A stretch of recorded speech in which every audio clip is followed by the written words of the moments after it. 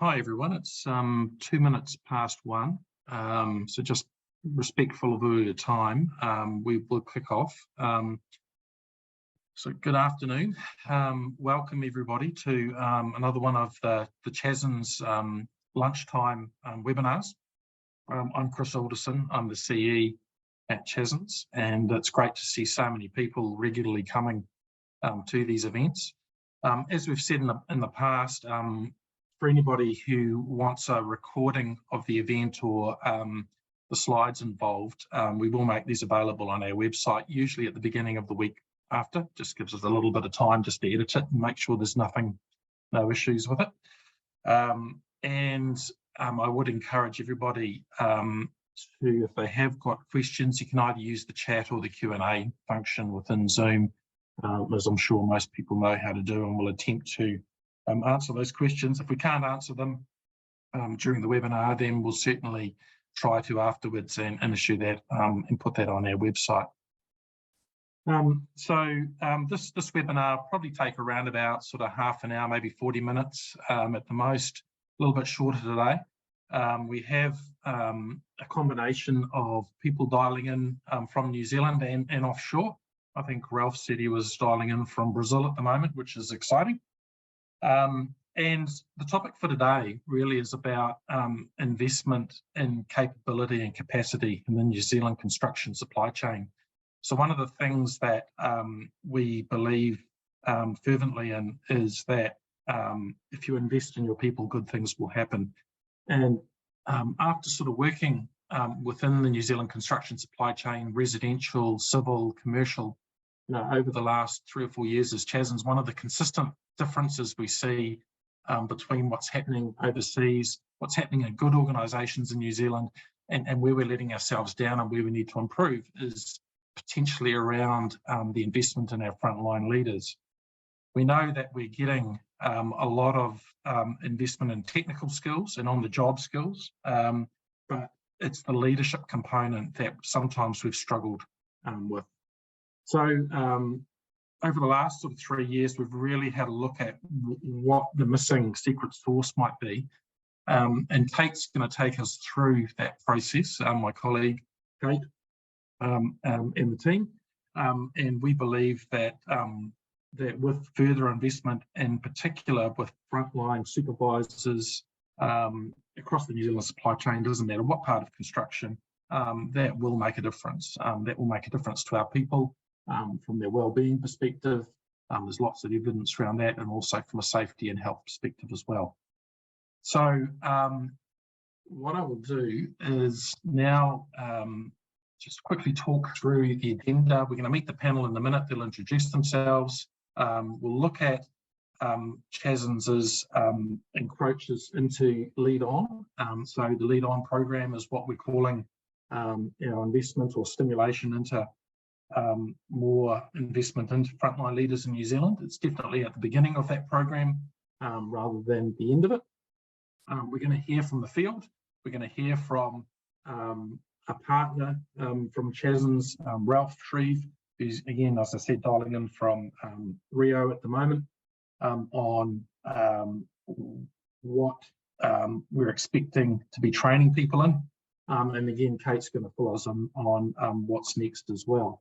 So I will hand over to Kate in the panel now. We'll start with Kate, and I'll be back to you running the Q&As at the end of it. So over to you, Kate, and I'll just ask the panelists to unmute themselves now as well. Cool, thanks, Chris. So hi everyone, my name's Kate and I'm part of the team at CHASNZ.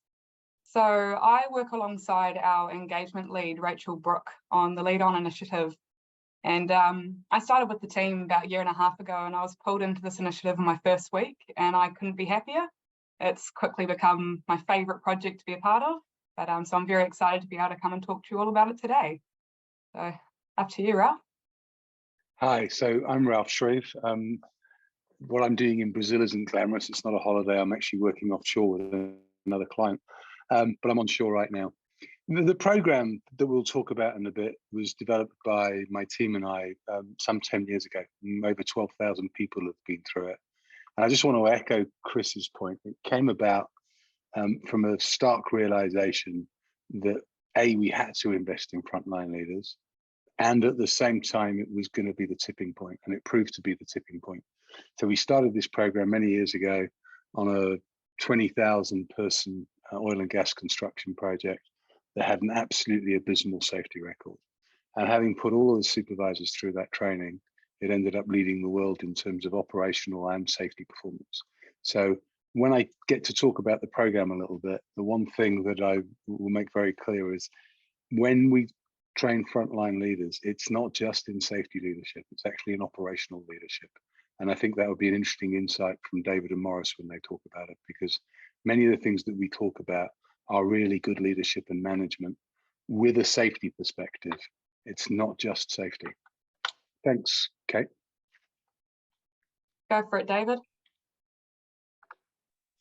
Hi everyone, my name's Dave Matthews. I'm an operations supervisor at WorkZone Scaffolds in Wellington, New Zealand. I was one of the last cohort to do the course that Ralph's describing, and basically I'm here to give insight into my experiences on that course. Hopefully convince some other people to look into it and sign up, and I guess show you why. Show you that I feel why it's such a good experience and a good thing to be involved in.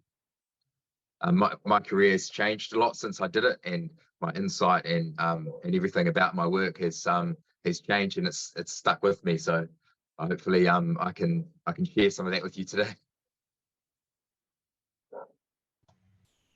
Okay, my turn. Good afternoon, team. My name is Morris Misilisi. I'm a supervisor for Downer Construction. At the moment, I'm working on an alliance project in New Zealand called CRL project. We are building the new rail systems in Auckland, and we're making quite a bit of a nuisance in the city there with all our orange cones. Like Dave, I was fortunate enough to be a part of this leadership training. Part of Link Alliance was picked to do the course, and like David, I learned quite a bit about myself and my learning skills, and it really helped me lead the teams that I have today. I lead a group, multiple teams, and quite a few people. So just as Ralph said, it is to do with health, with safety, but also just managing and safety operations, and it was a really good course. I found it really helpful, and it helped with my growth in my position.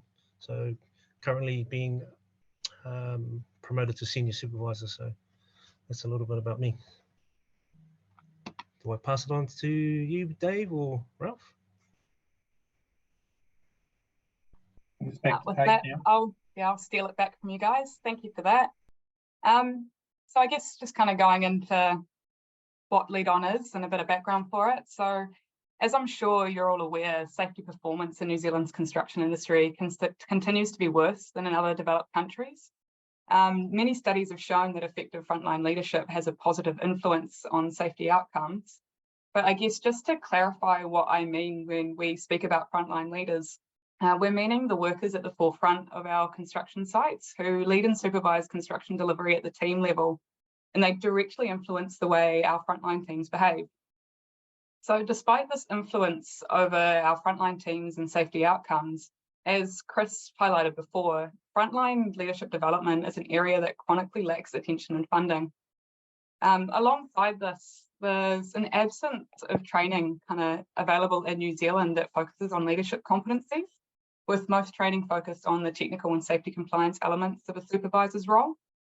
And we're also aware that resources are very tight within construction at the moment, and it's hard to find the time and money necessary to develop our frontline leaders.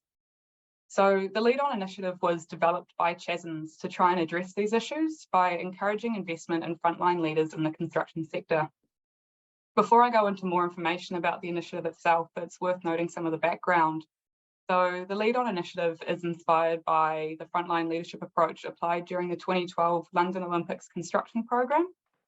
So the project placed a strong emphasis on frontline leadership, which was actually credited as a major contributor to its overall safety record and its achievement as the first Olympic construction program without a work-related fatality.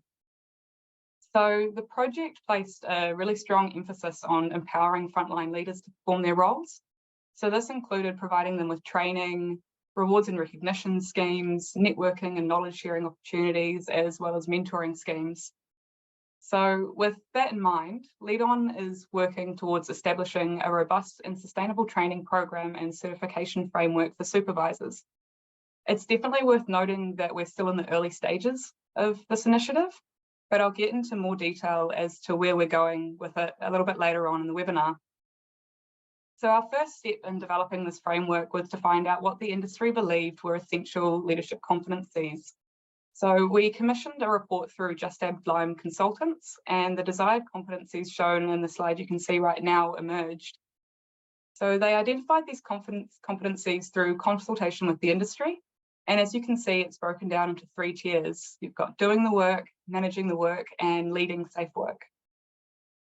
So the leading safe work tier is where we're currently focusing, and that includes competencies that revolve around influencing others. So once we'd identified these competencies, our next step was to kind of figure out what good leadership training looks like. As previously highlighted, the existing training in New Zealand sits more in the managing the work and doing the work categories. So we took our search a little bit further afield and found a course that we believed hit the right mark and covered all the leadership competencies identified. But none of us at CHASNZ are frontline leaders, so we needed to get some to trial it out for us. So in February 2022, CHASNZ partnered with Safety Futures, and we sponsored 18 frontline leaders from across New Zealand's construction industry to trial their safety leadership for supervisors and managers program. So I'll hand us back over to Ralph, who can kind of give us a bit more background about the scheme itself. Yeah, great. Thank you, Kate. So I guess the first thing to say is that the 18 people that were picked were very quickly became a very cohesive cohort, which is in itself an interesting thing because the program wasn't delivered face to face; it was delivered online. Obviously, that's something that has been greatly enabled by COVID and everybody getting very used to being on webinars. But it created a unique benefit, and David and Morris will have their own view. But one of the things about how frontline leaders learn about leadership, about safety, about quality, about planning, is through interactive learning, through discussion with it, particularly with peers. So see it more as facilitated discussions than lectures. And there was huge value on the program because there was this strong New Zealand cohort in the construction industry, but it was interacting with people from other countries. So Australians, there's some people from Hong Kong on the program, there's some people from South Africa. And this really gave people an opportunity to explore the 3 dimensions that we're talking here: human performance in action. So this is this idea that we really have to focus on the activities that people are engaged in. So it's not just what people think, it's not just what they believe, it's what are they actually doing.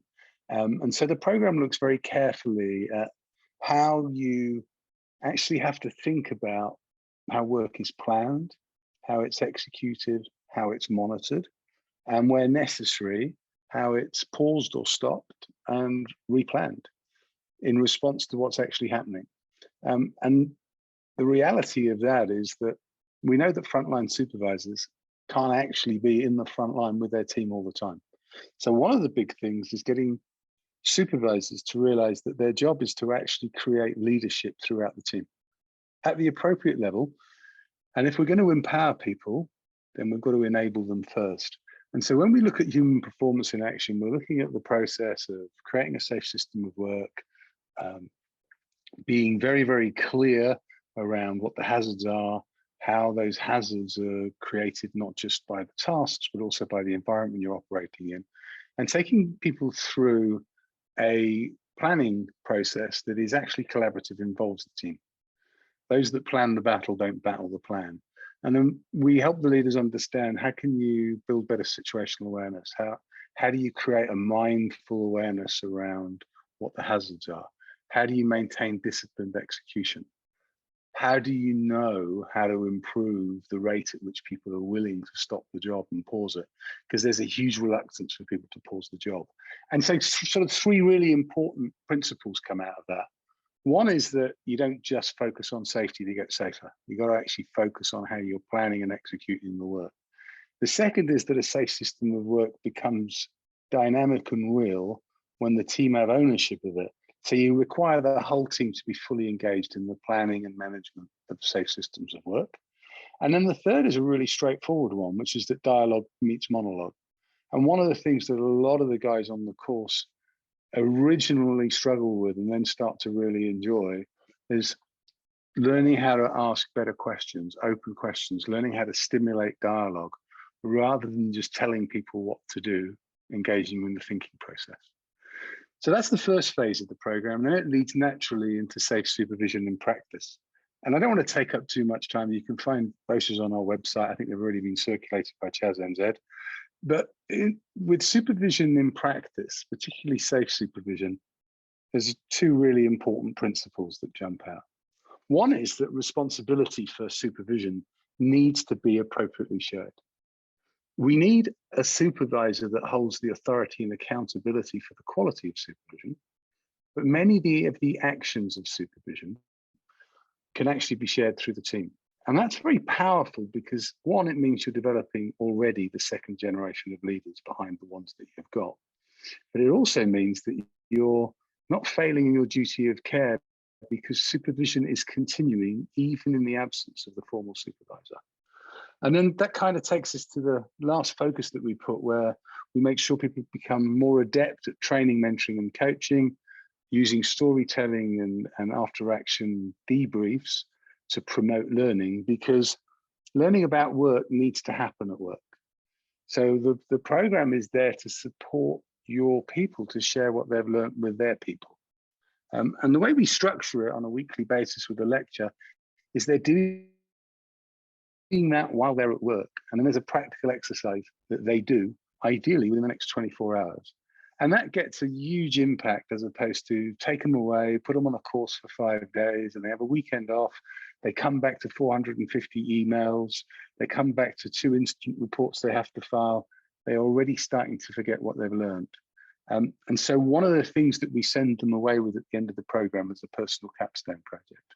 And hopefully David and Morris will share theirs, but this is an opportunity to put into practice what they've learned to get a real improvement for their organization, a payback, if you like. And in your case, in New Zealand, you're doubly lucky because somebody else is paying for your people to go on the program, and then you get the benefit of the capstone project.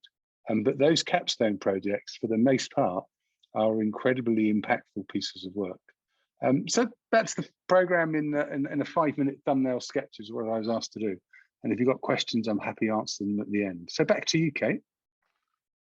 Thanks for that, Ralph.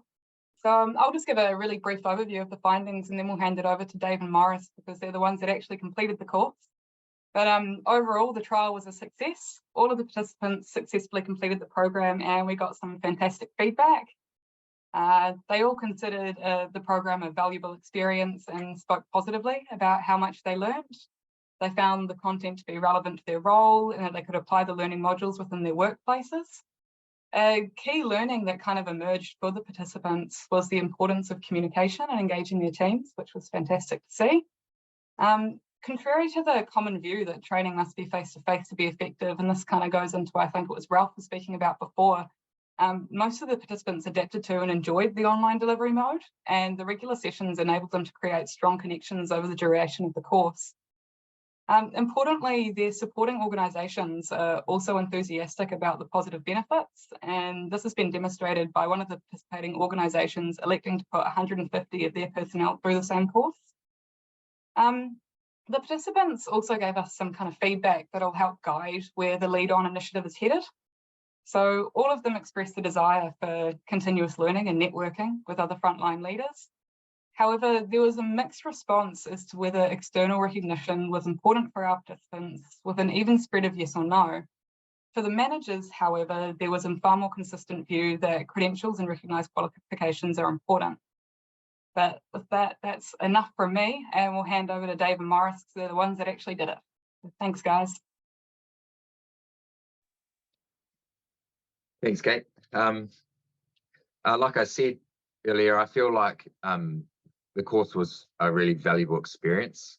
And for me, I guess it came at the sort of the right time. I had been working at work zone scaffolds for maybe 2 years. And I guess you come into a company, especially in a high risk industry, and the first thing you do is adapt to how they do things. You learn their systems, their policies, their procedures, before you sort of take on initiative and start to improve things.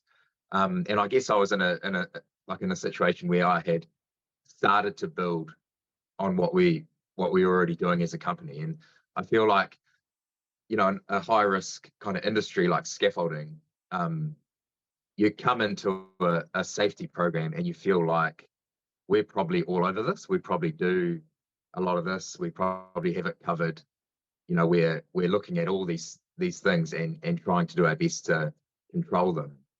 And I guess I felt like that for about 5 minutes in this course, before I realized that there were levels to it. There were layers that were sort of being uncovered and learning a lot all the way through, really, and looking at things from different perspectives.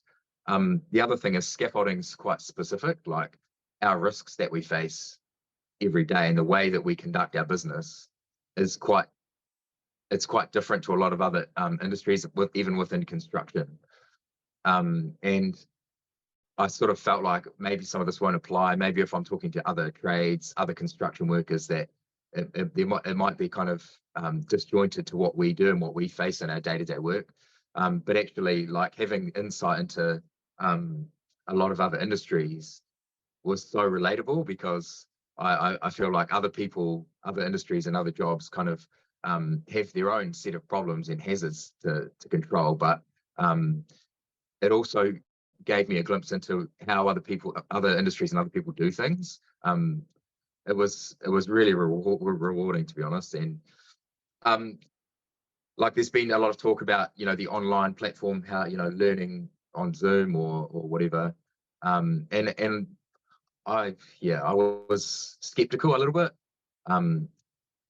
Taking knowledge from a Zoom meeting and then applying it into the real world can be challenging. I guess if you're in a classroom with people, you feel like you're engaging more. But actually, like, being busy, it was awesome. You just Zoom in and then you're there for an hour or 2 hours or 3 hours and then you're done. You can go back to your work. It's not like you have to drive anywhere. A couple of times I was on site and I linked in on my phone in the ute and you know, did the courses, caught up with everyone there, and then was able to carry on with my day. So it wasn't a problem, actually. It was quite helpful to be able to dial in from anywhere. It's one of those things, you're not really sure what you're getting yourself into at the start of it. I felt quite honored to be part of it and to be on that course. And people at work were asking me, how's it going? What are you guys doing? And it's like, look, man, there's so much that we're doing. I can show you. And they were quite interested. It was really cool to show people as it progressed, you know, through. At first they were like, oh yeah, typical health and safety. But then after maybe 2 weeks or 3 weeks, they were like, whoa, that's cool. You know, that's different. It's not what we learn here. Like, so it was quite cool to see the interest of some of our guys when I was showing them what we were learning, for them to see, actually, this is way above what we know and what we do, other courses that are on offer. I was including people in our company in what we were learning and showing them and helping them, and then sort of applying what we're doing to our everyday and using the course as a sort of a narrative to be able to bring them in and draw them in. And every single one of those projects that we did every week was useful and relevant. And I used it in work, and I still do a lot of it.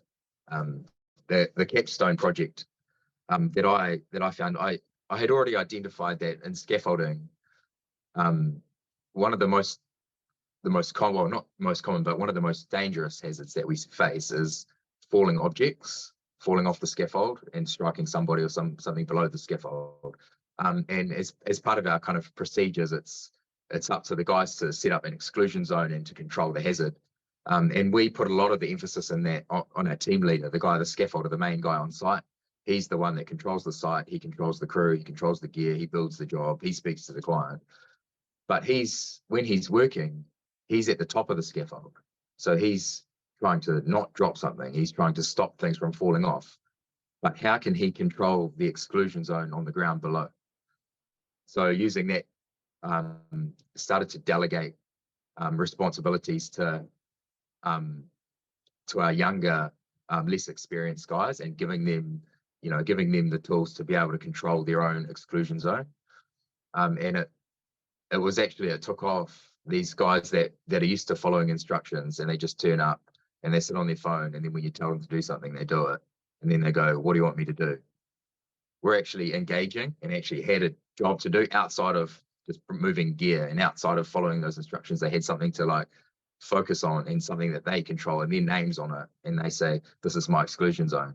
If anyone comes along, they say, don't come in here. It's like the tools that we got, and the ideas, and the everything that we learned could be applied to different positions at every level of the company. And I felt like some of the guys that got the most out of it are guys that I gave new responsibilities to, delegated new tools and equipment to be able to do their job better, or like give them something else to focus on. The guys that are the most experienced have learned a lot of stuff about health and safety and how to control hazards, but it was like, this knowledge applies to everyone in the company. And like, I was showing our managers about what we're learning, and then some of that's been put into policy and changed our ways slightly. So it's actually made a real impact across the whole company, to be honest.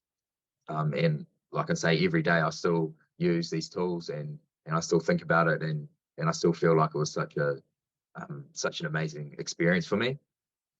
Since doing the course, I've been promoted to WorkZone's safety and training manager.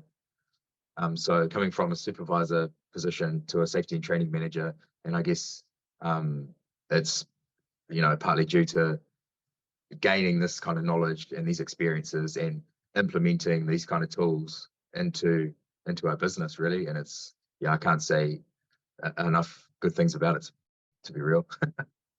Well, thanks, Dave. Really appreciate it, mate. I guess everyone has their different experience and perception of it, but for me it was nothing but positive.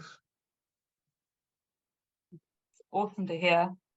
And we've been so grateful for all the feedback that we've gotten from you kind of since doing it. It's been, for those that don't know, Dave, he's kind of been pulled into a lot of our CHASNZ projects, especially with our other initiative, Work Should Not Hurt. So we're very grateful to have him on board.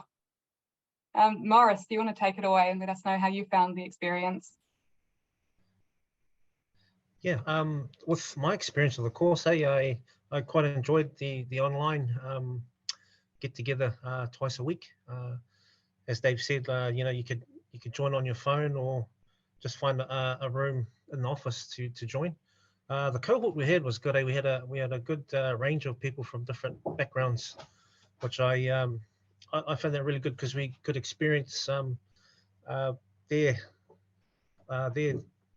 the other teams were going through.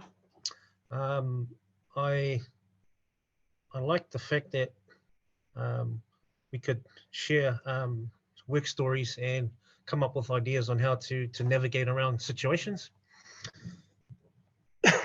Some of the key takeaways, I'll just keep it short. The key takeaways, and that were real relevant to my line of work, was using the SHAPE platform.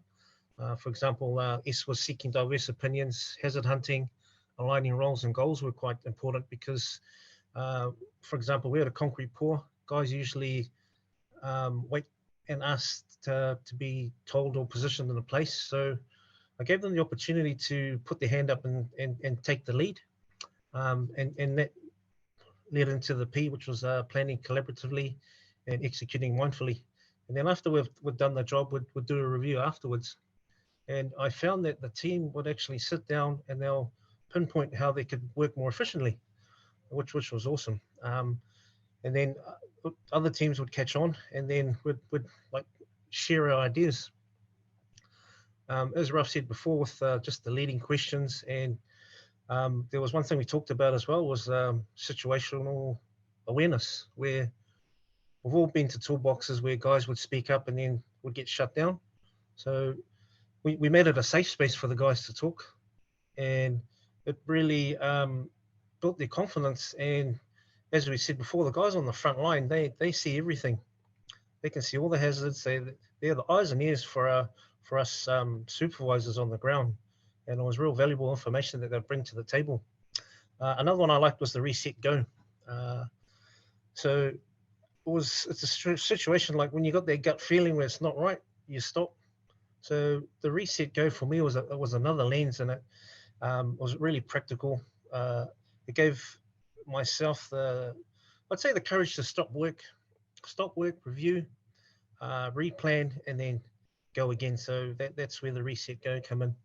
I did that a few times on the job, and it actually showed the guys on the ground that, look, if it's not right, it's not right. So we stop. And that impacted the way I usually did things. Like back in the day, it was just you just go for it, and you don't have a plan in place. There was another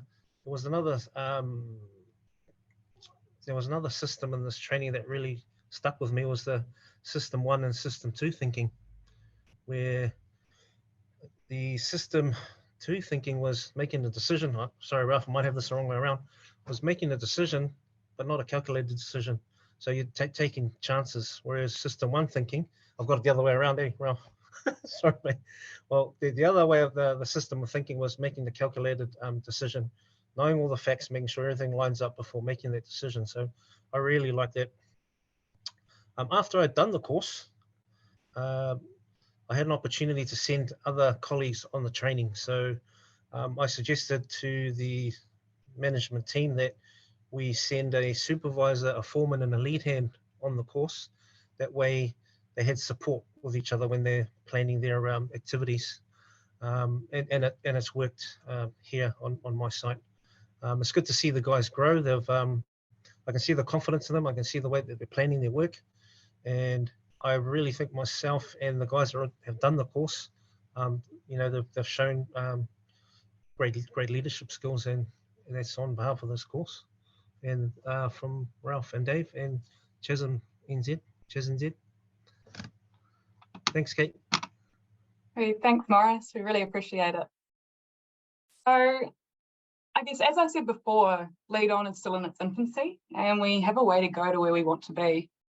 We're aiming to move towards a subsidised professional development program for frontline leaders in construction, focused on essential leadership skills and technical health and safety topics relevant to physical safety work.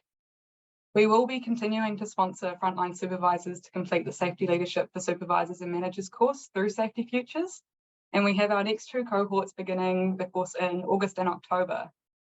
Some of these participants have dialed into the webinar today, and I just wanted to say welcome and that we're really excited to have you on board. It is worth noting that the sponsorship by CHASNZ isn't exclusive to the Safety Futures course, and we would love to see a course eventually develop to the same standard within New Zealand's training community.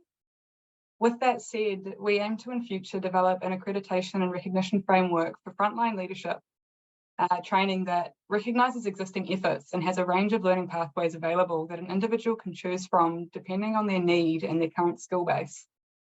Yes, and finally, another outcome of Lead On that we're working towards is generating communities of practice where frontline leaders can connect and further develop their knowledge and skills. With that, thanks for tuning into the webinar. Before I pass this back to Chris for the question and answer session, I'd just like to say a couple of quick thank yous to everyone that's helped us with this initiative so far. So that includes ACC, our advisory groups, Safety Futures, Just Deadline consultants, and of course the participants in their organisations. We really couldn't do what we do without industry support, so thank you all very much. And Chris, over to you. Thanks, Kate, and thanks everyone, just sort of echoing those thanks there as well. Look, we've just got another time for a few questions. I see that James has come through with a question that's probably more from me actually. The question was, does Construct Safe Supervisor Tier 3 and Black Hats work alongside this? So we used to call this program Black Hat, so this is kind of synonymous with that. The name's changed. The Black Hat was version 1. We had a sort of bit of a feedback around Black Hat that perhaps it wasn't a name that was gelling with everybody. So that's the answer for that. Now, the Construct Safe Tier 3 supervisor training is great, and it builds for this. We would encourage people to do it.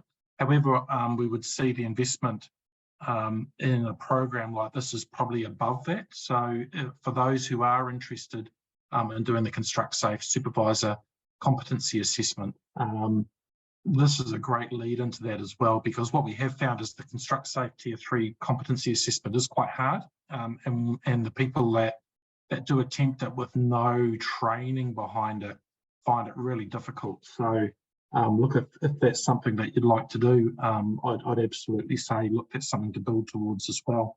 So look, and we would see that, you know, eventually there's a whole suite of offerings available for people who want to be involved and lead on.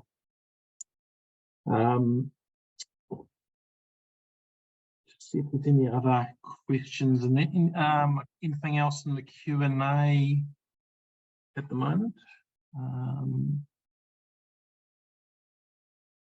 No, no, nothing else there currently. Look, we have taken a little bit more time than we thought, but that's great. As we said, we'll have the recording of this available and the slides. If there are any questions that come up around lead on, please direct them through either to info@chasnz.org or to Kate at chasnz.org. I'm sure she'd love to answer those questions as well. And I look forward to seeing everybody next month when we'll hold another webinar in another exciting area. Thanks everybody, and we'll sign off here.